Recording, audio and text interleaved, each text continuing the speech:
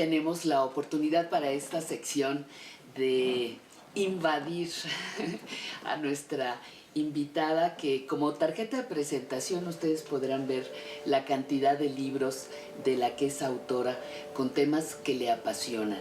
Nos está recibiendo en la sala de su casa la doctora Elena Azaola, antropóloga, psicoanalista. Elena, muchas gracias por recibirnos, qué gusto reencontrarnos. ¿Cuál es el tema central que te apasionaba en esta etapa?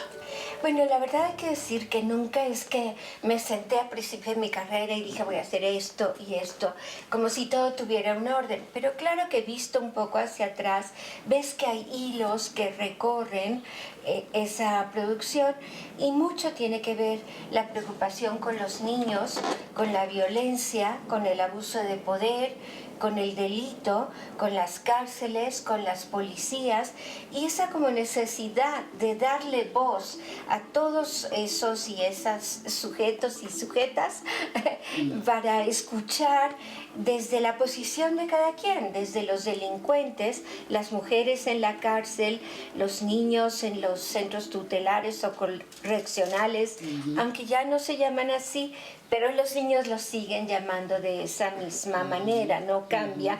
Incluso llaman eso correccional cuando era un nombre que se usó en el siglo XIX.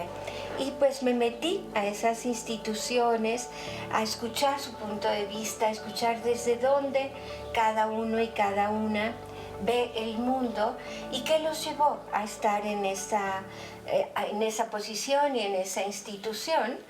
Y luego me inquietó decir, bueno, pero también quiero escuchar a las autoridades. Entonces me fui a las cárceles. Tengo también otro estudio que no salió aquí, pero sobre los custodios de las prisiones, ¿no?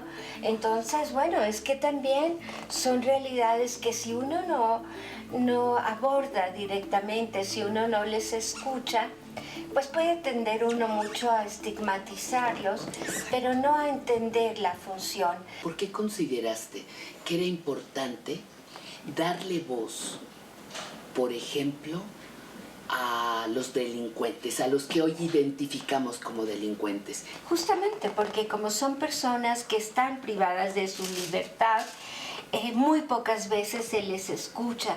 Entonces para mí era importantísimo poder saber de viva voz sus razones, el contexto en el que habían vivido, cómo habían crecido, todo lo que nos puede explicar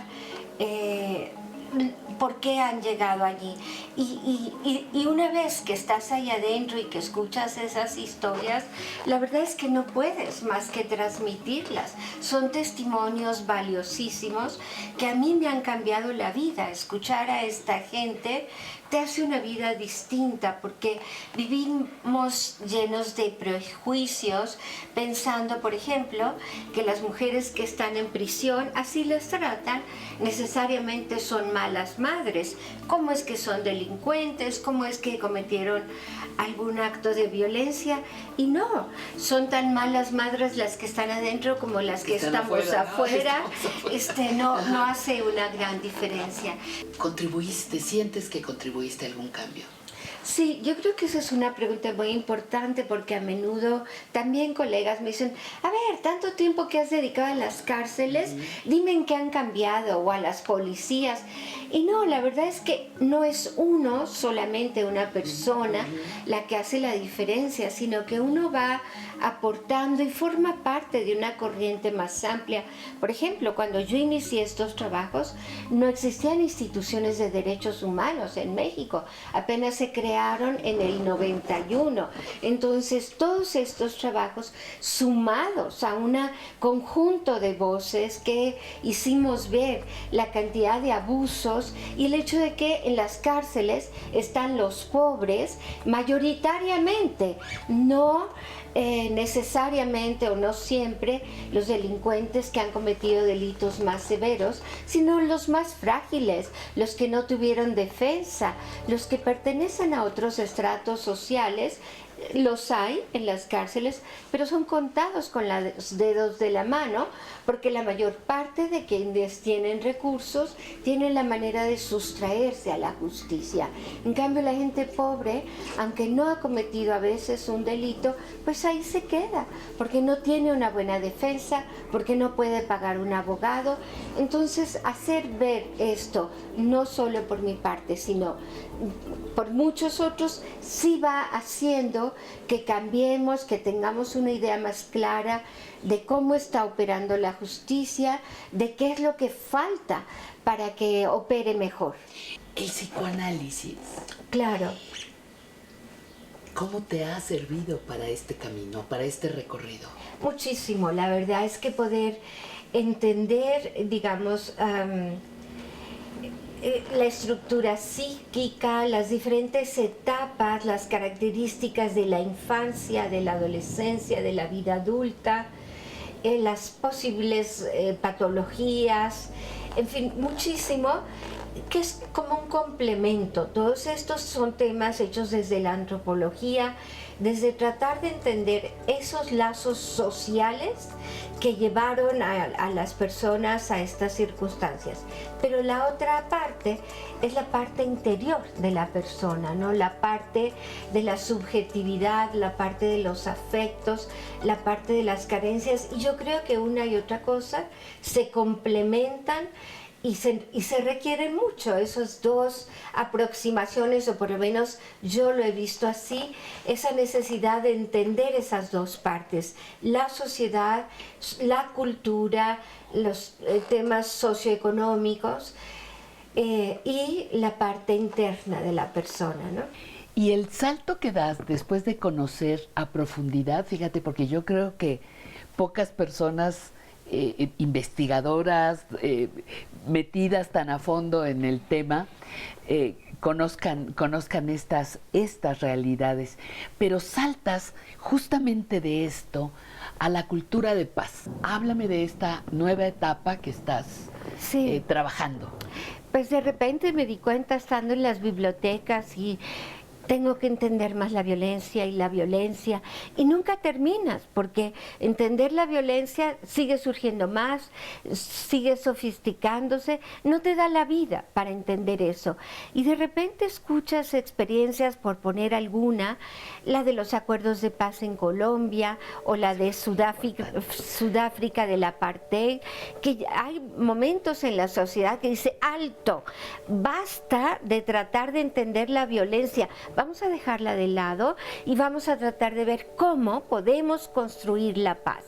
Y hay muchas experiencias, ha habido proyectos de construcción de paz en el país, en muchos países en transición hacia la democracia, más de 30 experiencias como estas que te menciono, Colombia, Sudáfrica, Myanmar, montones de países, y hay organismos internacionales, y yo colaboro con esos organismos internacionales que se han allegado de esas experiencias y han podido, digamos, que cuentan con expertos internacionales, por ejemplo, de Serbia, de Croacia, de aquel conflicto de Kosovo. Ajá. Lo que se aprendió en todas esas lecciones de cómo es que se puede construir la paz. Vemos que ahorita estamos atorradísimos en Israel y Gaza, un conflicto que lleva tantos años, pero sí hay expertos que podrían ayudar y facilitar esa construcción de paz en la medida que las partes estuvieran interesadas en hacerlo, ¿no? Claro. Entonces yo me he vinculado con esos grupos, tanto a nivel nacional como a nivel internacional, para llegarnos de esas experiencias y plantear una agenda de construcción de paz que ha estado promovida o encabezada por las iglesias, no solo una, las iglesias, y por la academia y por diferentes sectores, ¿no? Que estamos empeñados en poner estos elementos y decir, bueno, este es el diagnóstico, esto es lo que está ocurriendo con la ruptura del tejido social. ¿Cómo vamos a poder reparar esas heridas? ¿Cómo las vamos a poder sanar? Y Colombia lleva mucho avanzado en esto, y ahora hay organismos que también están haciendo trabajo en América Latina, también en Venezuela. Claro que son pasos difíciles y que no se logra a través de un solo acuerdo de paz. ¿Cuáles fueron los aciertos de ese plan que nosotros pudiéramos tomar? Pues los aciertos de ese plan, la última esfuerzo, porque hubo toda esa, los acuerdos de paz duraron como 16 años en poderse construir, pero luego hubo más recientemente, hace un año o dos, toda esta comisión de la verdad, que justamente a lo que se dedicó es a escuchar a todas esas víctimas por todo el país que habían sido secuestradas por la guerrilla, que habían sufrido múltiples heridas, justamente un trabajo similar a esto, darle voz a esas víctimas como para ver cómo podían sanar. Y lo que han hecho ellas son esfuerzos de justicia transicional, algo que se ha propuesto en nuestro país y no se ha hecho.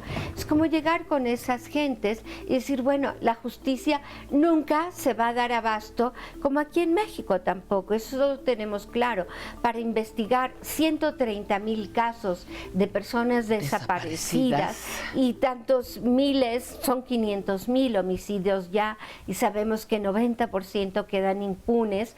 La justicia normal, digamos, de aquí a que hace una carpeta y no va a avanzar nunca, y ahí estamos con la expectativa.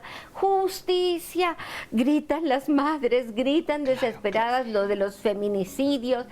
Y todas con su razón. Pero absolutamente, todas las partes con su razón. Pero hay algo que se les puede ofrecer a esa gente y son estas medidas de justicia transicional, ¿no? Acercar a las partes y decir, a ver, ustedes que desaparecieron a esas personas, si nos dicen realmente dónde están y dónde quedaron, qué es lo que quieren saber las madres de sus hijos desaparecidos. Les interesa la justicia, pero más que nada la verdad, saber qué pasó. Entonces hay que ofrecerle algo a esos delincuentes que están en las cárceles con miles de años de pena, que no tienen posibilidad de salir, que les des un aliciente. Mira, si tú dices la verdad y se comprueba, entonces vamos a darte una reducción importante de pena para poder satisfacer el deseo de verdad de aquella víctima. Ese es un ejemplo de cómo se puede instaurar un sistema de justicia transicional que haga ver qué es lo que está buscando realmente las víctimas y que haga ver con los victimarios también qué clase de perdones podría haber.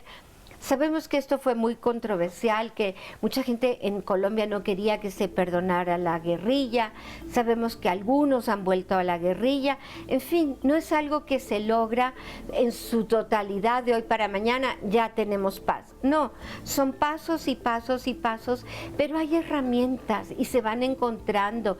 Cuestiones como la justicia restaurativa, la mediación, que no sea solo la pena de cárcel como en nuestro país, que es la única pena que existe. Gracias, Elena Saola, por tu tiempo y por haber compartido con nosotros tu corazón.